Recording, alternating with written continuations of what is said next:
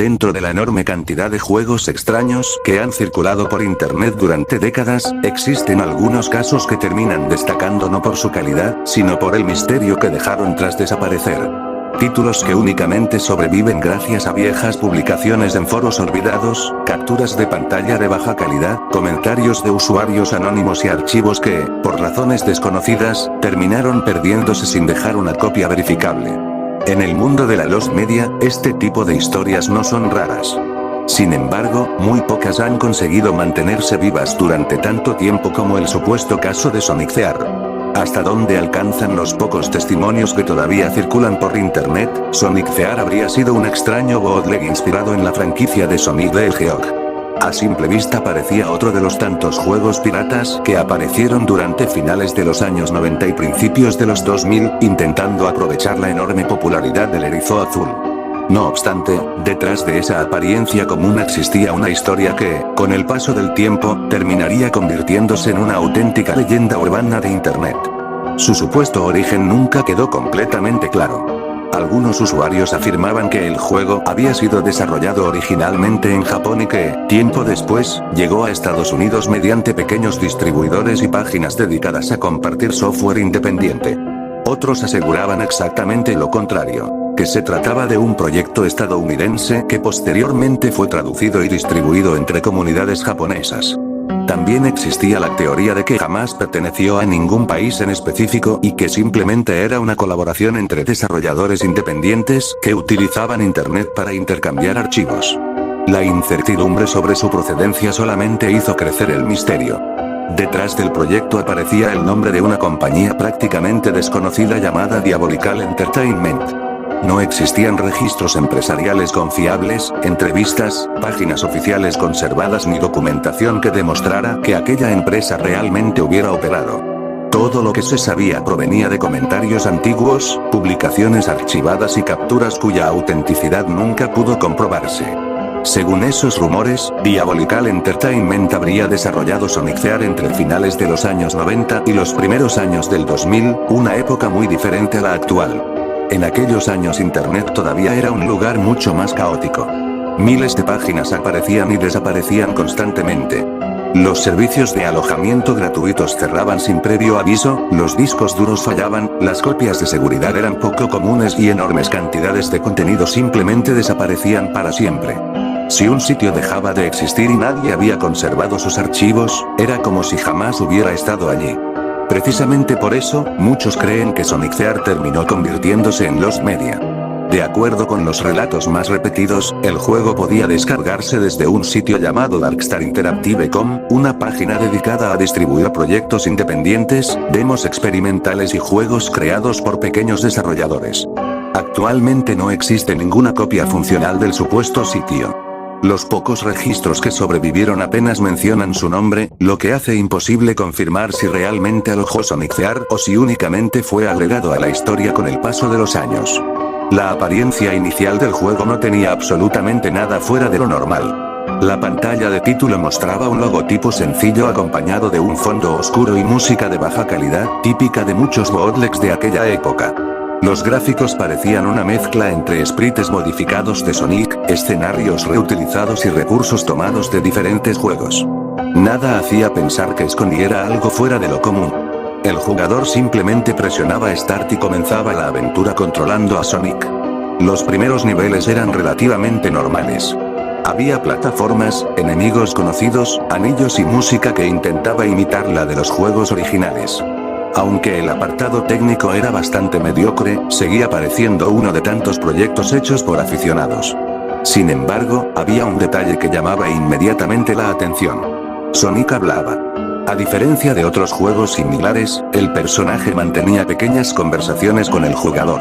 Comentaba lo que ocurría durante los niveles, hacía preguntas sencillas e incluso reaccionaba cuando el jugador tardaba demasiado tiempo o cometía errores. Al principio, aquellos diálogos parecían inofensivos. Sonic conservaba una personalidad alegre, optimista y despreocupada. Bromeaba constantemente, animaba al jugador a seguir avanzando y utilizaba expresiones muy parecidas a las que cualquiera esperaría del personaje.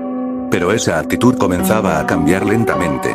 Nivel tras nivel, sus respuestas se volvían más cortas. Su tono dejaba de ser amistoso. Las bromas desaparecían. En su lugar aparecían frases secas, incómodas y extrañamente pesimistas. Algunos jugadores aseguraban que Sonic incluso parecía irritarse cuando el jugador permanecía demasiado tiempo detenido o regresaba sobre sus propios pasos. No eran cambios bruscos. Era una transformación gradual. Tan lenta que muchos ni siquiera la notaban hasta comparar los primeros diálogos con los últimos.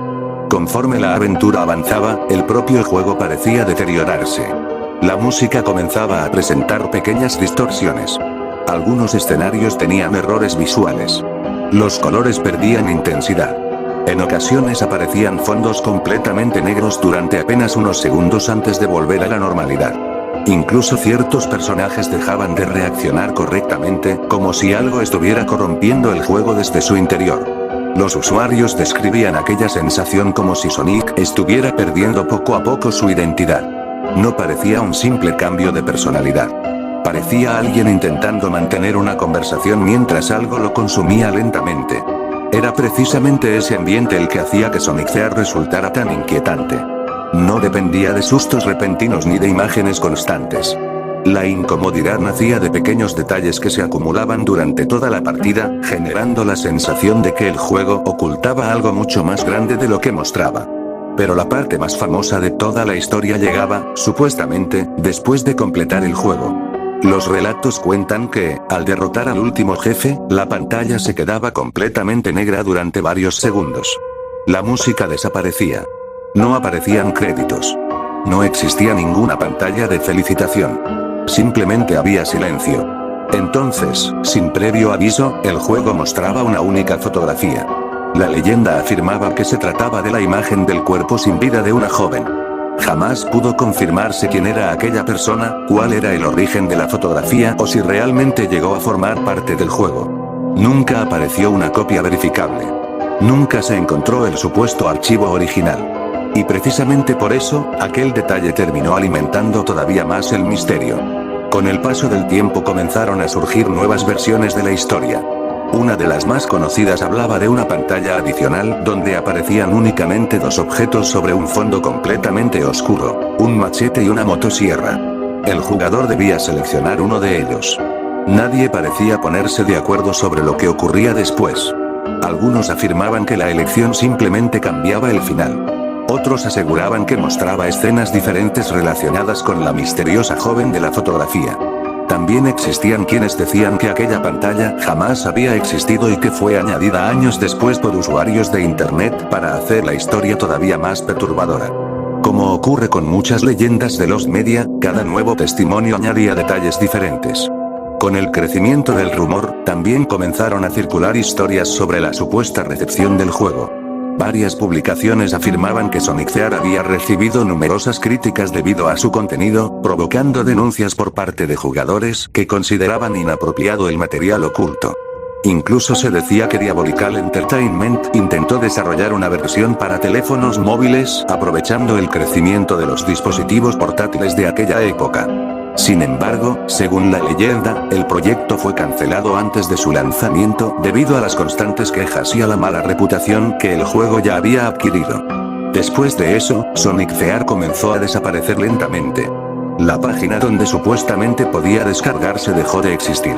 Los enlaces fueron eliminados. Las copias compartidas dejaron de funcionar. Los discos donde algunos afirmaban conservar el juego nunca aparecieron públicamente. Cada cierto tiempo alguien aseguraba poseer el archivo original, pero jamás presentaba pruebas suficientes para demostrarlo. Todo terminaba igual.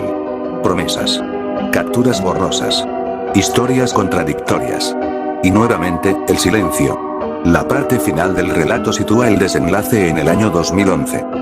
Según esta versión, Diabolical Entertainment decidió retirar Sonic Fear de todos los lugares donde todavía permanecía disponible debido a las denuncias recibidas y a la creciente polémica alrededor del juego. Poco después comenzó a circular un último rumor.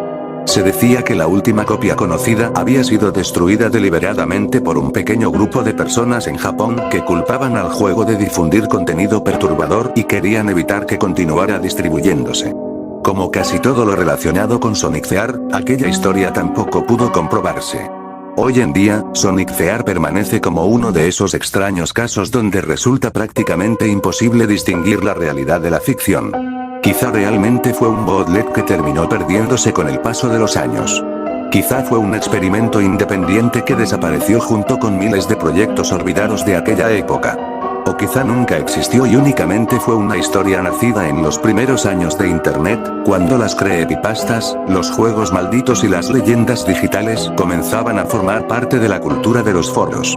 Sea cual sea la verdad, lo más interesante de Sonic Fear nunca fue la supuesta fotografía escondida en sus archivos, ni los rumores sobre su contenido. Lo verdaderamente fascinante fue el vacío que dejó. Un nombre del que apenas quedan referencias. Una empresa cuya existencia jamás pudo confirmarse. Un puñado de testimonios contradictorios. Un sitio web desaparecido. Y un supuesto juego que, si alguna vez llegó a existir, terminó perdiéndose para siempre entre los rincones más olvidados de la historia de Internet, convirtiéndose en una leyenda que sigue alimentando la curiosidad de quienes disfrutan de explorar.